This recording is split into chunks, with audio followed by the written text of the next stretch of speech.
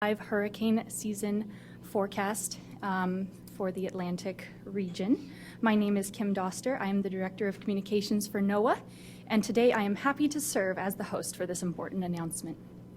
This year commemorates 20 years since Hurricane Katrina made landfall just 50 miles from where we stand here in Gretna today.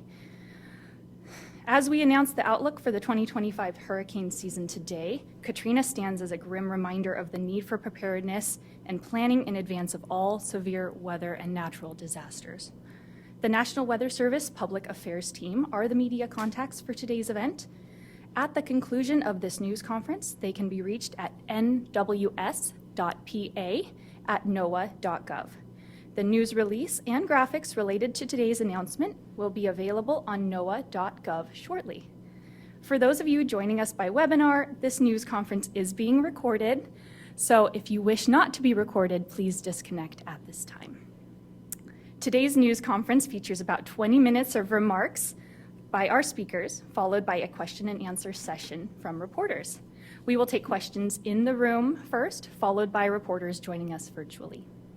Our speakers today are Cynthia Lee Sheng, the president of the Jefferson Parish, acting NOAA Administrator Laura Grimm, National Weather Service Director Ken Graham, and participating in our Q&A session, we also have Matt Rosenkrantz, who is our lead hurricane season outlook forecaster.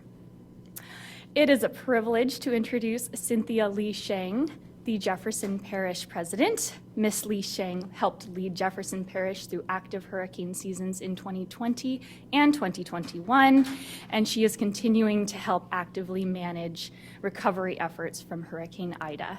Please help me welcome Cynthia Lee Sheng.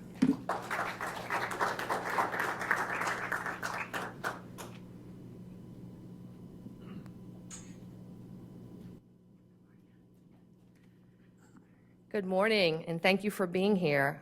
I'm Cynthia Lee Sheng, president of Jefferson Parish, Louisiana, and on behalf of our parish, I want to welcome you to our Emergency Operations Center. We're excited to host our partners at the National Oceanic and Atmospheric Administration and the National Weather Service. Those of us who have lived in hurricane-prone areas know that NOAA's outlook is highly anticipated every year. This forecast is the framework that provides us with a first look at what we can expect, and in a way signals the start of storm season. Here in Jefferson Parish, Louisiana, we are prepared, but while government plays a vital role, it is every citizen's responsibility to be prepared for a disaster. Preparing for a hurricane is a whole community effort, and residents and business owners are urged to do their part now by having a plan in place. The best way to thrive during a disaster is by making critical decisions beforehand. A community that is more informed and prepared will have a greater opportunity to rebound quickly from weather and climate-related events. I'd like to thank our emergency management team and all of our Jefferson Parish employees who work collectively year-round to prepare for, respond to, and recover from hurricanes. We opened this state-of-the-art Emergency Operations Center in 2011, a concrete reminder of the unified response that emerged in the aftermath of Hurricane Katrina's devastation almost 20 years ago. When Katrina barreled into the Gulf Coast in August 2005, it resulted in more than 1,800 deaths and $125 billion in damages. It also forever altered the course of state and federal disaster policy and triggered significant changes in emergency preparedness at all levels. As we mark the 20th anniversary of Hurricane Katrina and prepare for this year's hurricane season, it's important to acknowledge that our region is much better off today than we were then. In the aftermath of Hurricane Katrina, the federal government invested over $14 billion in one of the largest public works projects in history. Levees, flood walls, pumping stations, and canal closing structures were built to reduce the risk of flooding and storm surge. The state of Louisiana invested in major coastal projects for hurricane risk reduction. And our local citizens paid for major drainage upgrades, pumping stations, safe houses throughout our entire parish. In 2021, Hurricane Ida put our system to the test, and our system withstood the challenge.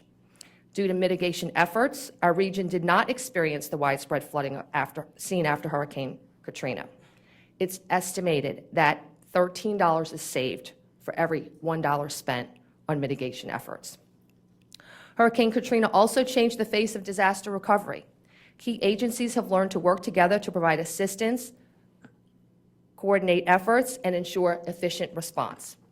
In the years since Hurricane Katrina, we have strengthened our building codes, ratified several dozen pre-placed emergency contracts that get activated during a disaster, and continuously engage in emergency response training and tabletop exercises with our staff.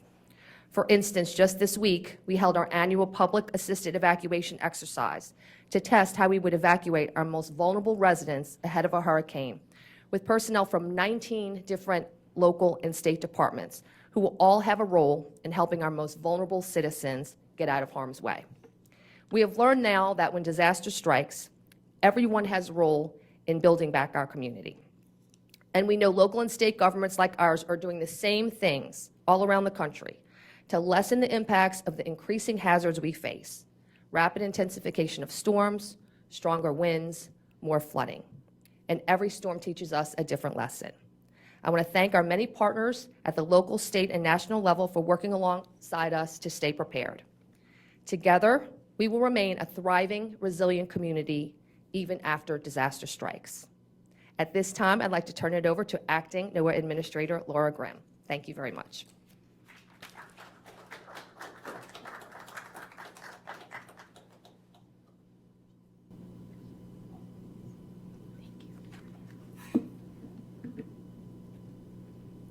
Thank you, Cynthia, and thanks for everyone being here today. Good morning.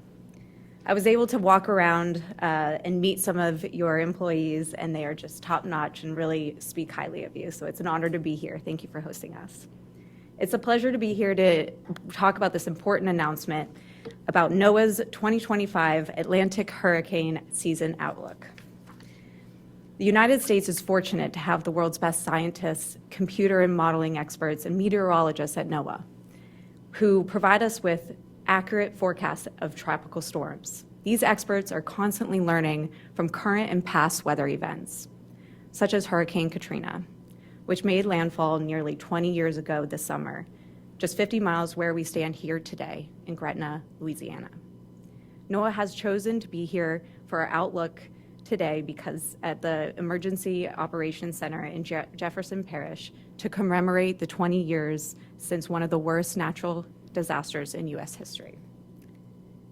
In 2024, inland flooding was one of the most destructive forces during the hurricane season, with rainfall totals from Hurricane Helene exceeding 30 inches in communities located hundreds of miles from the coast. These storms are a stark reminder about how vital it is to prepare for the upcoming hurricane season now, before the storms begin forming in the Atlantic Basin. The Hurricane Outlook is just one preparedness tool that citizens, forecasters, and decision makers use to get ready for what lies ahead. The 2024 Hurricane Season Outlook that was issued in May last year was right on the money. The results that came in final, the named storms, the hurricanes, the major hurricanes, the accumulated cyclonic energy, or ACE, all fell within NOAA's predicted ranges. With that in mind, I want to recognize the incredible work and the dedication of the experts at the National Weather Service involved in both preparing this year's outlook and supporting the service operations day in and day out. Your work continues to save lives, and you inform and prepare communities each year ahead of these storms. As we approach the official start of the Atlantic hurricane season on June 1st, NOAA and the National Weather Service stand ready to serve the nation during and after and before the storms. Our vital role ensures public safety, and enhances national security, and promotes a robust American economy. That role includes NOAA's work in providing life-saving forecasts that ensure that people that are in harm's way will be given critical time to heed warnings. Throughout the hurricane season, forecasters with the National Weather Service will continue to issue timely and accurate forecasts for all expected hazards, from storm surge to high winds to tornadoes to inland flooding. Experts at NOAA's National Ocean Service stand ready to assist the Weather Service, providing critical disaster response and real-time storm surge information. They also provide information to ensure our waterways and our shipping lanes are accessible in the wake of a hurricane to quickly facilitate the flow of commerce. They deliver aerial imagery to ensure emergency responders and local decision makers have the information that they need to rapidly deploy the resources that are hit to the hardest areas.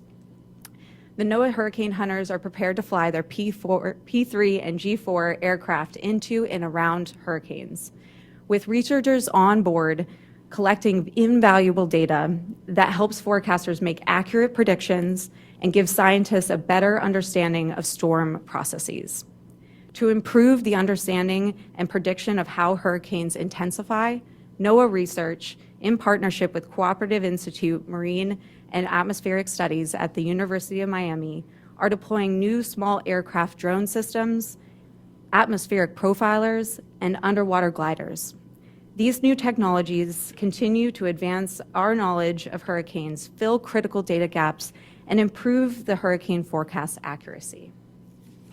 NOAA is also modernizing and upgrading its tropical atmospheric ocean buoy array with new capabilities, upgraded instrumentation, more strategic placement of the buoys, and higher frequency operations. Data from these buoys are used to forecast El Nino and La Nina, which influence hurricane activity. NOAA's model, the Hurricane Analysis Forecast System, or HAFS, will undergo an upgrade this season that is expected to further improve tracking of forecasts, which is critical for evacuation efforts. The upgraded model is expected to improve forecasts of rapid intensification. So when a storm winds increase 35 miles per hour within just 24 hours. And that's important as rapidly intensifying hurricanes can be some of the most devastating storms to our coastal communities.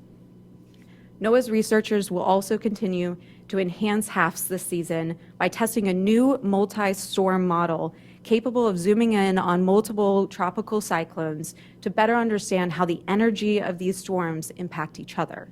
We are seeing that tropical storms, even hundreds or thousands of miles away, can influence each other. This season, NOAA's National Hurricane Center will use an updated hazard services application by the NOAA's Global Systems Lab to issue storm surge watches and warnings, which alert people of flooding caused by storms. Storm surge accounts for 50% of the fatalities of U.S. tropical cyclones. The National Hurricane Center will also provide a RIP current risk map, which there's storm activities whenever there's storm activities in the tropics. The map is uses the data from the National Weather Service forecast offices. Swells from distant hurricanes can cause dangerous surf and RIP conditions along our U.S. coastline. NOAA's Global Tropical Hazards Outlook has been extended from 2 weeks to 3 weeks, providing additional time for preparation and response.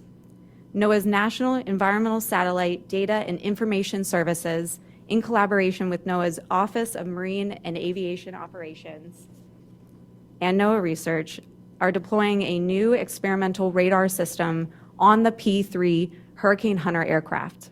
The system will collect information on the ocean waves and the winds beneath the plane.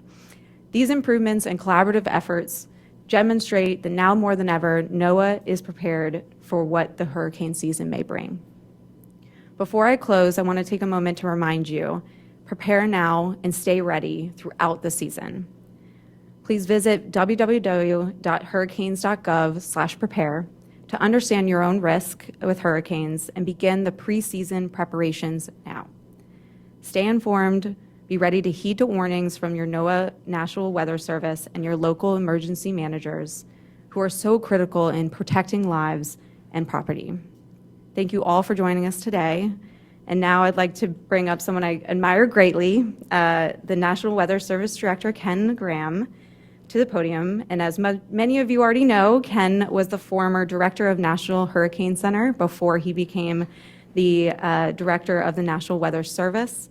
And more importantly, he started with the Weather Service throughout his entire career. He started as an intern at a weather forecasting office. Ken has a long-standing ties to the emergency management community, and NOAA is incredibly fortunate to have him as the director of our National Weather Service. Welcome, Ken. Yeah.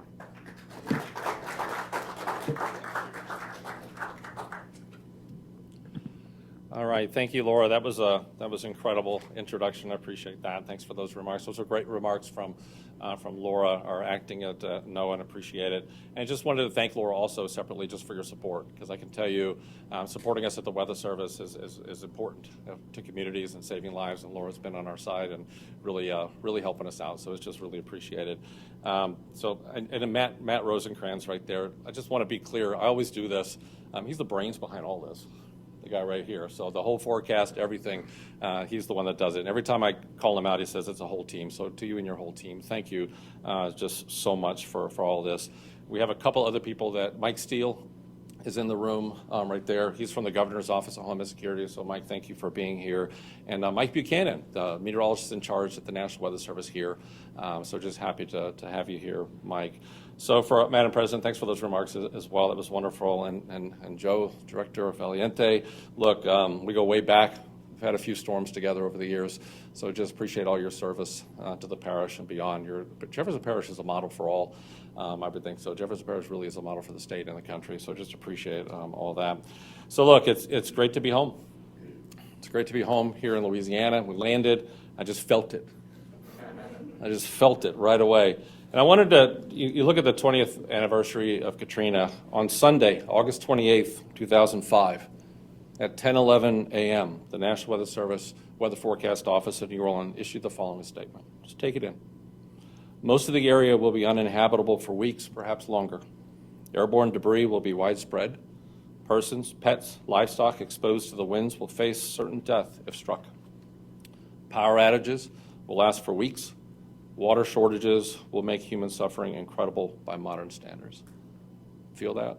That went out on that day from the National Weather Service. And then you look back at the history and what happened. That was such an ominous call to action issued by the office 20 years ago this summer. Shortly after the product was issued, the city of New Orleans issued the first mandatory evacuation for the city.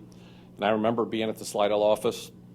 We siphoned diesel fuel into ambulances trying to make their way to Shreveport, trying to get diesel fuel into the ambulances. We were also helping our own employees, the Weather Service employees, no employees. We work in these communities. So we're part of these communities when they get hit. And we helped our own get through that whole thing. And many of our employees lost their homes. We had 2 employees lost members of their family. So it's interesting to, for NOAA in all these communities, that's our strength being everywhere in these communities. Look, we've been busy since then. I mean, think about the modeling. Laura mentioned the incredible HAFS model. The modeling has never been better. Our service has never been better. Our ability to serve this country has never been better, and it will be this season as well. Just amazing. So since this devastation and Katrina, knowing the Weather Service, we've made incredible strides. I mean, you just look at how far we've come, the lead times, the accuracy, hurricane forecasting, as well as storm surge watches and warnings. All that's taken place since Katrina. We've really got better at focusing on the actual hazards themselves. Saffir-Simpson, remember, that wind scale is wind. So we've separated storm surge out of that. We've separated flooding out of that. We've separated tornadoes out of that. We've separated the hazards out of that Saffir-Simpson scale with a precision that's unprecedented. Half of fatalities back then were because of storm surge, and we've reduced that. We've done an incredible amount of work to get the watches and warnings for storm surge and being able to highlight that to reduce that number. Here's a few stats. Go back, think about this. 2005, our models had an average day 5 track error about 460 miles. Today it's 200. Think about that. 5 days out, 460 miles, that's your forecast. And we've narrowed that down to 5 days to 200 miles. Incredible. 2020, 5-day forecast is accurate as a 3-day forecast in 2005. It's a game changer for emergency management, game changer for this country. What does it mean? Well, 30, 40, 50 miles makes a difference in an evacuation. The go, no-go evacuation, a city like New Orleans, Houston, Miami, that forecast makes a difference. And if you don't have to evacuate, you don't want to. People lose their lives in evacuations. We save a lot of lives, but people actually lose their lives in evacuations. So these decisions are not to be taken lightly. And it's not about that category. You all remember how many times I've said that. It's not about the category. Only 1 mile an hour separates the different categories. That's it. People get fixated. Oh, it's a Cat 4 now. That was a 1 mile an hour change. So you got to focus on the impacts. So just urging citizens, especially on the coast and inland, to think about that. It's all about the impacts when we do these. Rapid intensification is a big topic. In other words, we're getting better. I mean, I look back 15 years ago, I always said, well, we're getting better with track, but I don't know, intensity, we're having a struggle with it. We're getting better with intensity. The HAFS model, other models are really getting a handle on this intensity thing. So you really think about how we're doing that. And HFIP, I mean, you think about the Hurricane Forecast Improvement Project, what an incredible advance that has been. And really look at the last 10 years, we've actually been able to make the track intensity as much as 40 to 45% better in the last decade. It's absolutely incredible. The HFIP program, think about the research to operations that we've had across NOAA. It's a whole NOAA effort. It's amazing the whole NOAA family comes together with these things, and the amount of damage and loss of life that's been prevented because of HFIP is staggering. University of Miami came up with a study and calculated the improvements from 2007 to 2020 led to a cost avoidance of $60 billion. That's NOAA at work. That's NOAA at work right there. And we saw the forecast improvements firsthand in 2024. And the skill was better than ever. It was amazing to watch 2024. Helene was forecast to be a major hurricane, take this, before it was even a depression. It was a bunch of clouds, a couple thunderstorms.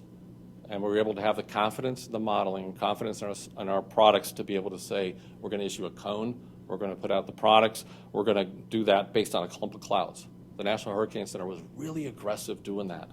And we were right on the money, and it saved a lot of lives. Milton, using HAFS, NOAA was able to look at the whole next generation of forecast modeling, predicted the rapid intensification better than any other model 2 to 3 days in advance. And it was something to watch that rapid intensification with Milton. 4 days notice that it would make landfall in Florida. It makes a difference to give emergency managers that kind of notice. And we're going to continue to make this progress. We've got more updates, as Laura said, more updates to the HAFS model, warnings and forecasts. We're going to be better services than ever, and we got a few things up our sleeve. HAFS is going to be improved. We got improvements already happened. We're going to do more improvements this summer. Track and intensity forecasts are going to be better than ever. And the potential tropical cyclone product from the Hurricane Center is an amazing product. It basically allows us to issue a cone, watches and warnings before the storm even develops. And we're going to expand it from 48 hours out to 72 hours this year. If we can give people a heads up, we're going to do it, right? So up to 72 hours, we'll be able to give that information. Based on a clump of clouds, can rapidly develop into a Cat 5 storm, as we saw with Milton, in only a mere 2 or 3 days. We've seen that with Michael. We've seen that Camille. We've seen that in many different storms. We can now give emergency managers, can you imagine, Joe, 72 hours notice on something that's not even there. Yeah, not bad. You'll take it. Joe will take it before arrival. The strongest hurricanes are the ones that develop the fastest. Ready for this stat? I may repeat it more than once. Every Category 5 storm that's ever hit this country was a tropical storm or less 3 days prior. Take it in. If you don't get goosebumps, then or repeat it and give you goosebumps. Every Cat 5 that hit this country was a tropical storm or less 3 days prior. The big ones that hit this country are fast.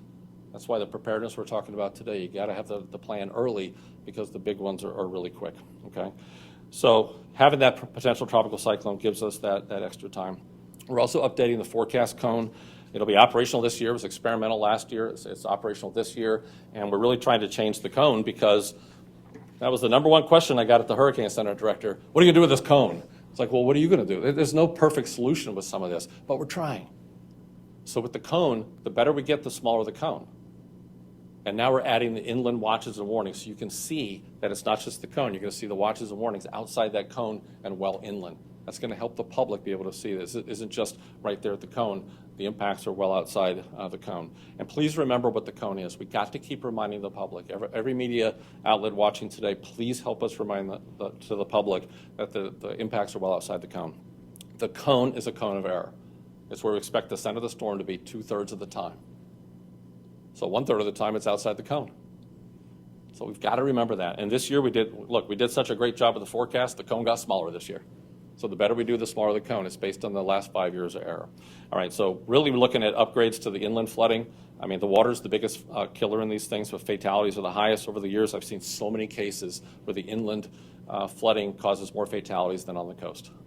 because we're evacuating for surge. You look at Camille, you look at Ida, the impacts and fatalities in Virginia and New York City from flooding were significant, catastrophic. Okay, even a storm on the Gulf Coast, you have to convince somebody inland you're going to have big impacts, and it's not easy from a social science standpoint.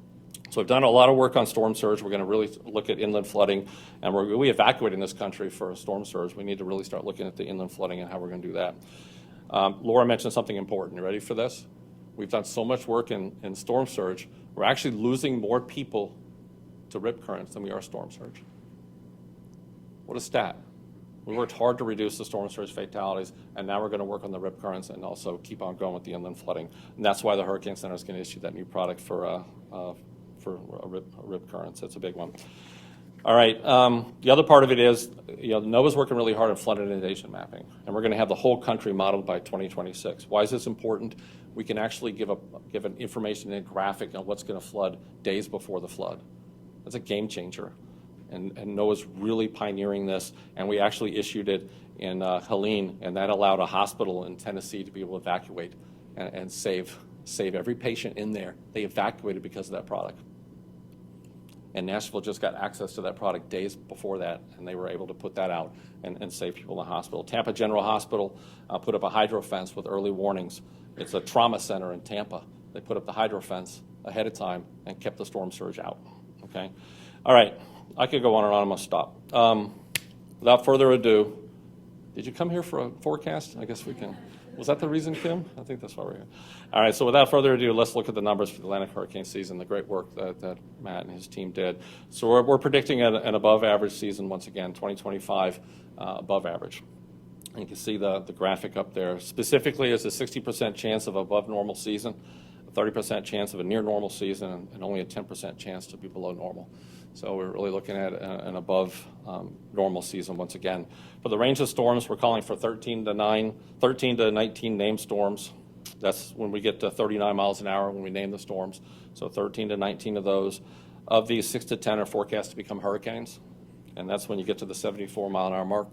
And 3 to 5 is the number of major hurricanes. That's Cat 3 and above, with maximum sustained winds of 111 miles an hour or greater. The average is 14 named storms, 7 hurricanes, 3 major. So above the average. So just appreciate all the hard work, and here we go. Remember what Laura said. They got every one of them right last year. So pretty good job with the crew. So we got to be ready. The ACE, the accumulated cyclone energy, 95 to 180% of what we would normally see, and that really heavily dependent on some of the stronger storms. You get a bunch of strong storms, it'll jump that ACE index really high. Why? Well, the team looked at it. Warm sea surface temperatures, probably the number one contributor to the whole thing. Not much wind shear. Wind shear tears the storms apart. We don't expect a lot of wind shear. And the African monsoons is a conducive spot to be able to launch out the waves, launch out the storms from there, which get into the warm waters and they develop, and an ENSO neutral situation that is conducive for this forecast. So everything's in place for an above average season. So no matter the forecast, what do we always say? Only takes one. It only takes one. So we got to be prepared right now. We've heard that from the parish president, Laura. We got to be ready. There's no lines for supplies today. No lines for gas, no lines for plywood, no lines for water. So while there's no lines, it's a good time to go out there and get your supplies and your kit, put it together. I've said this for decades. There's no such thing as Hurricane Justa. And the Weather Service, being a NOAA, being a part of the WMO committee that names storms, I'll make sure we'll never have a Hurricane Justa. There's no such thing as just a Cat 1. There's no such thing as just a Cat 2, just a Cat 3. Every one of them are different. The bigger the storm, the slower the storm, the more the impact. I don't care the category. So remember that.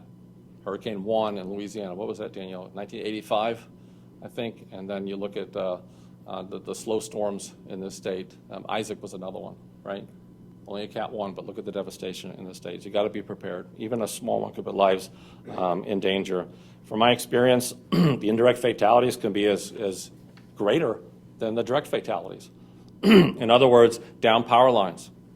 So just because a storm has passed doesn't mean the danger is past. Please, everyone in the media, keep reminding people that. We lose a lot of people after the storm. We can stop that. They're preventable. Down power lines, improper generator use, we've got to keep reminding people to properly use generators. That is a preventable fatality. if we could get the word out to make sure they're outside, far from the house, don't run them inside, and that sort of thing. And don't fill them up while they're hot. That happened to us last season. People were filling up the fuel while they were still hot, and they caught fire. Okay, the heat and critters. Louisiana, I remember a lot of storms here. What do you got after the storm? Why am I asking questions? It's like snakes, gators, fire ant mounds. I've seen them all here. The dangers after the fact are significant. Last year, I got to fly into a hurricane for the first time. I flew into Helene with the hurricane hunters, and I had a whole new appreciation of the storm as we got pushed up about 1,000 feet in a matter of seconds. It was something to see. So a big shout out to the hurricane hunters, and Laura mentioned the planes that they're ready to go. The hurricane hunters at NOAA and the Air Force, 53rd Reconnaissance, they're ready to go. And they're heroes, by the way. Just flying with them. They go towards the storm to get us away, right? Absolute heroes in these things. All right, so get the latest information, and I'm going to wrap this up. Make sure to get the latest forecast, please. It changes. So, and social science tells us that people latch on to that first forecast. It's called anchoring. So we got to remind people, keep updating your forecast. Keep looking for the latest information, weather radio, wireless alerts, hurricanes.gov, listo.gov, para obtener información sobre el hurricane como prepararse. Go to listo.gov for Spanish information, and everyone should prepare as they're going to get hit. So I'm going to end this with, we're ready. We're ready for this. I need everyone in the country to be ready as well. We're equipped with the best forecast models than we've ever had. We got great support, which is really appreciated, and we continue to get support from NOAA and the Department of Commerce, and we'll continue to improve our services to make sure this country is absolutely prepared. So we're ready here at NOAA. Are you? All right, Kim, back to you.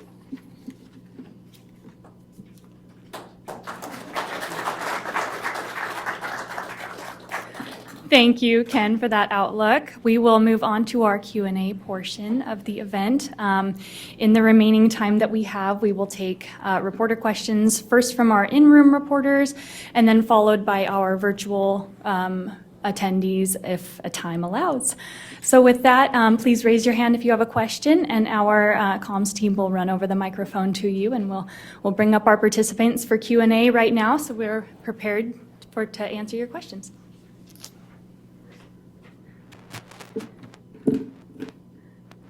Yes, go ahead.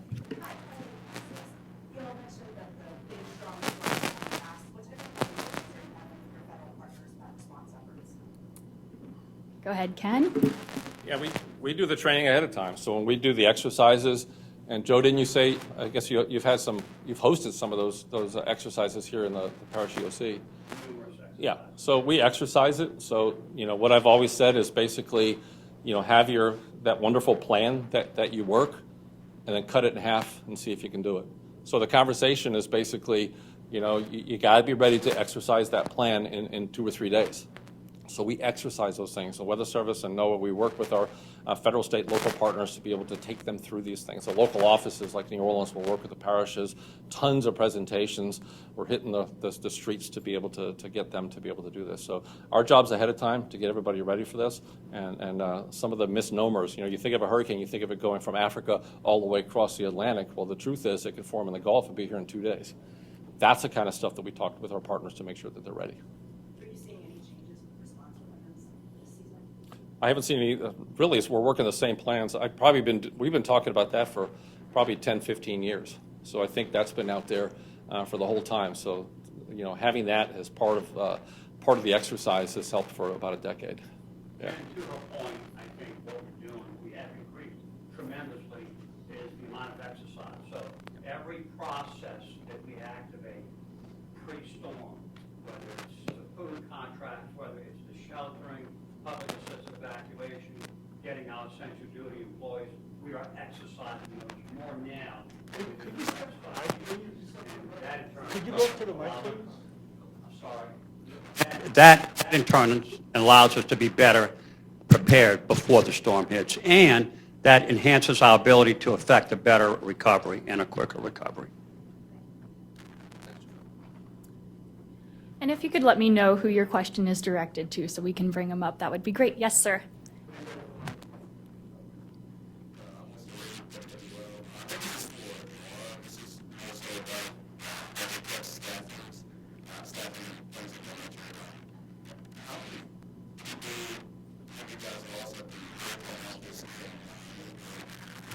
Or other officers and those that are understaffed? Thank you for your thoughtful question. So the Hurricane Center is fully staffed up and we're ready to go. Weather prediction, forecasting, modeling is a top priority of ours. We, have the new HAFs, and which was outperforming the other hurricane models. We've got GOES East is operational just of last month, providing satellite data that is feeding into the modeling system. So we are ready to go, really excited and definitely fully supportive of it. Thank you. Just a quick follow-up. So you're saying that you haven't had any major cuts over at the Miami office? I'm going to direct any, very specific questions to our public affairs team, just to make sure that the focus of this is on the hurricane outlook. Thank you so much. Yes, in the bright blue shirt here. The deputy partners. What's the next step?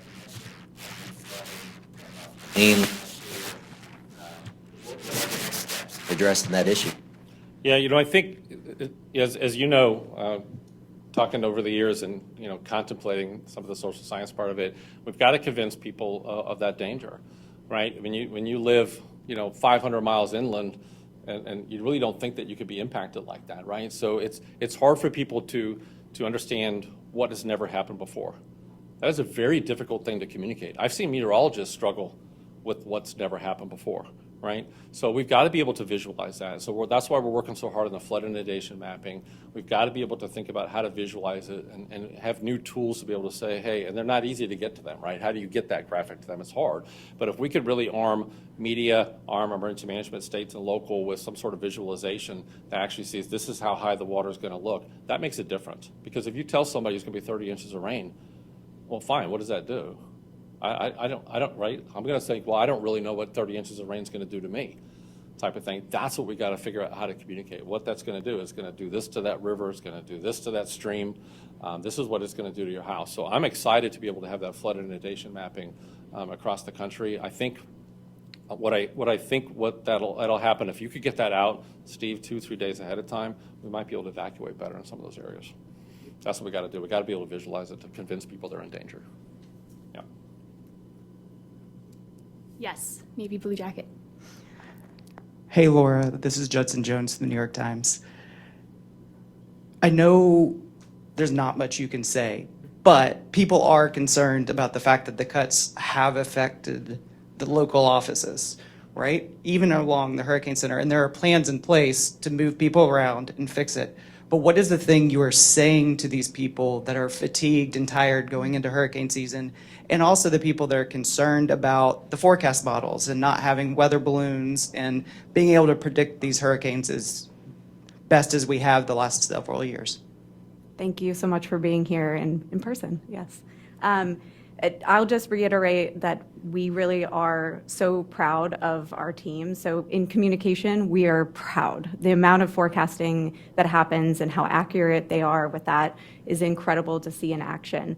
And just to say that, it is our top priority. Weather prediction, modeling, and protecting human lives and property is our top priority. So we are, are fully staffed at the Hurricane Center, and we definitely are ready to go. And we are really making this a top priority for this administration, for NOAA, for the Department of Commerce. So we are very supportive of our National Weather staff. Thank you. Yes. Question for President Lee Sheng and then also Mr. Graham. President Sheng, how concerned are you with the changing dynamics in FEMA and how that could affect response for locals here in the parish? And then Mr. Graham, dovetailing off the questions about the resources, there's been a lot of talk about the shuffling within the National Weather Service. How concerned are you that these movements and whether you're going to be properly staffed for the locals in the field offices around the country? Well, I'll say that we're always concerned no matter what's going on coming into hurricane season. What's still searing in my mind from what you said, which is frightening for anyone in my position, is that a Category 5 hurricane, every Category 5 hurricane is developed within 3 days was a tropical storm or less. That's those things concern me because it's that positioning that we have to do. And Ton, you know, we live in almost 1 million people here. How do you evacuate an area like this in 3 days or less? But look, I'll say this. I am very happy that disaster recovery emergency management is now on the front page and is making the news, because those of us who work this field know that at every level we can do better. And so I'm not afraid of a conversation. I think that all the changes that we're looking at is all geared toward making a quicker response, more efficient with the resources that we have, more efficient recovery, hopefully more money towards mitigation. So those conversations are happening. And from somebody like in my position, I'm glad that it's being covered in the national news. It's being talked about within the general public, because before we couldn't really get that conversation up in the front. So that's, you know, I'm concerned about hurricanes separately from operational, but honestly, I'm glad that there's debate, healthy debate going on about what FEMA should look like, where our resources should go, the role for the state, the role for local governments, and conversations are good to have. And we will look at the recommendations. I'm a member of NACO, National Association of Counties, National Task Force. We were trying to get this conversation to the front burner last November, and it's here now. And so I'm glad it's happening. So, yes. No, I think what's critical, and I think look, I think everybody's heart is in the right place to just make sure the response is quicker. And we know, I'm not trying to criticize anyone at every level of government. I'm part of government. We know government can be slow.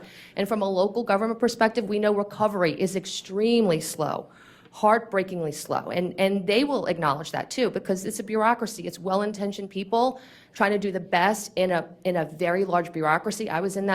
I worked in the federal government too. I can tell you, you know, we're hardworking, but you're in a much larger system. So, you know, knocking it down, getting more response to the states, you know, in theory is a good thing to be talking about. We want to make sure the resources are there, though. And if the responsibility is going to come to the state, I think the state and those of us in the state just want to make sure the resources are there, the skill, the experience is there for the response to be adequate.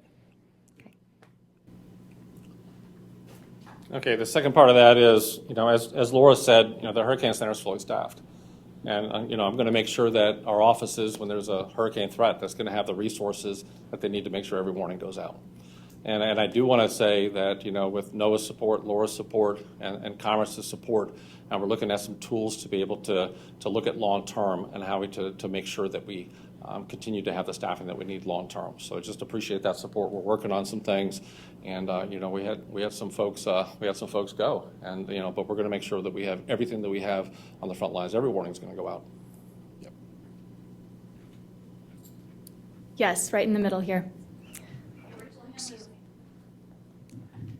Rachel Hanley with WWL. I am hearing that the National Hurricane Center is fully staffed, but we know that there have been cuts to NOAA, and we have heard from some meteorologists that that's affected the resolution of forecasts.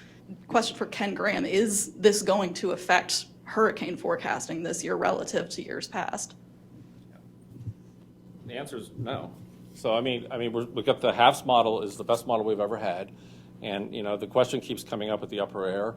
Upper air is one piece of observations that we have. We use satellites, we use ground-based information. We're actually going to work with industry. You know, we're looking at different type of balloon technology that able to not just go up and back to get the balloon information, but there's some private companies that are actually longer-term type of balloons that get soundings along the way. So we're looking at supplemental information, working with them. So you know, the balloons are just one piece of the information, but the models are as good as they've been. We're going to continue to improve those. I'm excited about HAFS to see how it does this year, and you know, we're not going backward with HAFS. We're actually going forward and making those improvements. So yeah, we'll be able to make sure that the warnings go out and we have the data that we need. And the hurricane hunters are also ready to go, both at NOAA and the Air Force. That information that we get from the hurricane hunters is crucial to the hurricane forecast. And I've seen anywhere from 10 to 18 to 20% increase in the accuracy of track and also intensity with the data from the P3s and the C-130s and also the G4 at the upper levels. It makes a big difference, and they're going to be ready to go as well. All right, we have a couple questions from our online attendees. Several different iterations of this question, but I'll call out Ken Mahan from the Boston Globe asking about whether our outlook can be specific to certain regions, talking about the possibility of a tropical cyclone impacting a certain region in the country or in a U.S. territory. Matt, do you want that? I mean, I can start it, and Matt's the expert. Look, you know, these outlooks are incredible to give us an overall idea of how busy the season could be. It is not a forecast for landfall. It's important. That forecast does not forecast where storms are going to occur, right? I've seen, you can see sudden shifts or different shifts in the Bermuda High, and all of a sudden all the storms stay offshore, or a shift there can take all the storms in the Gulf. So it's those type of things that could change the entire season, basically, on impact, right? So that's the biggest thing to get away from this. It's really looking at the overall season, but not really anything for landfall. That's important on that one. I get it right? Good. All right, another question online, a few different iterations of this as well, but Seth Bornstein from the Associated Press would like to know, you mentioned that the primary driver of this particular outlook is the above average temperatures in the Atlantic. How much of a factor is climate change in that ocean temperature right now?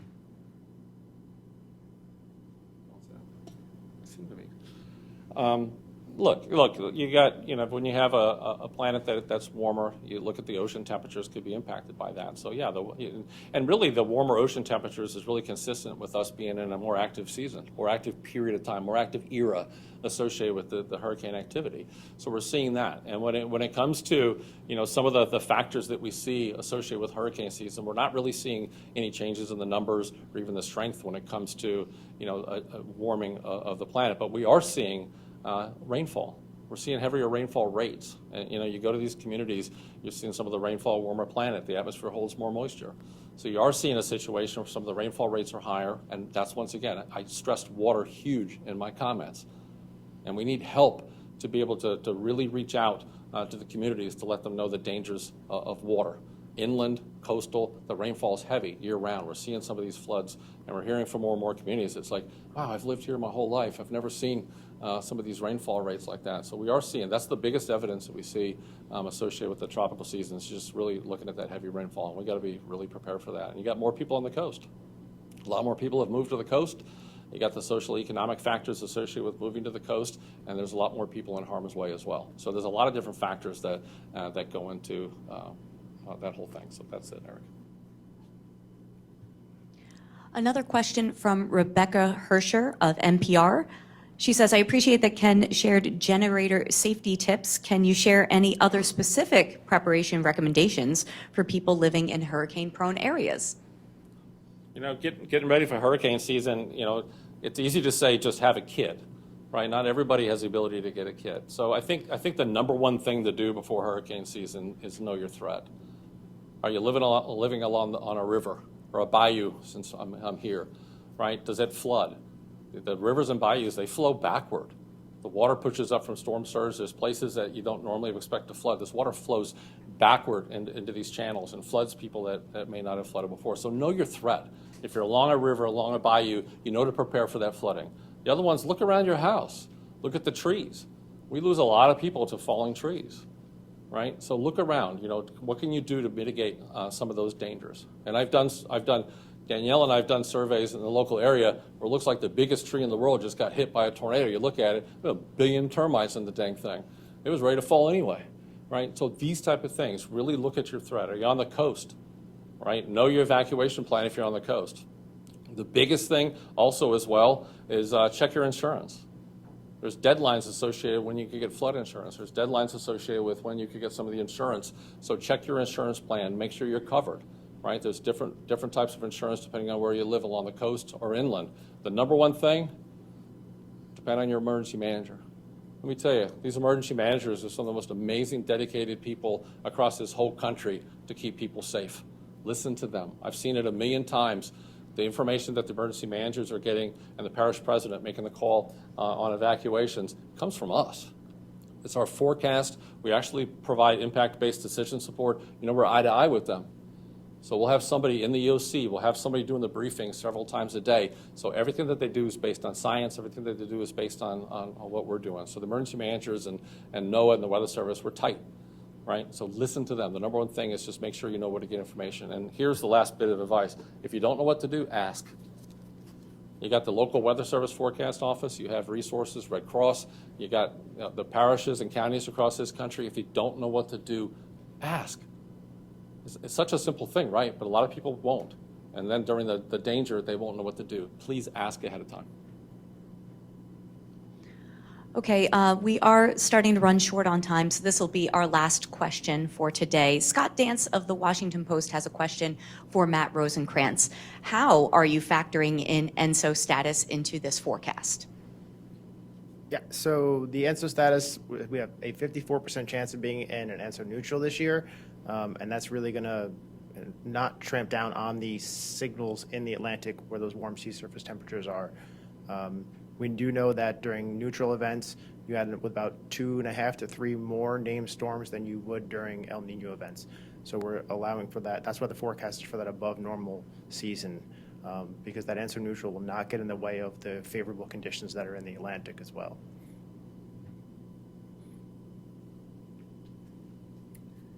All right, that concludes our press conference for today. And once again, I'd like to remind you that all materials, all the graphic slides are available on NOAA.gov for your reference.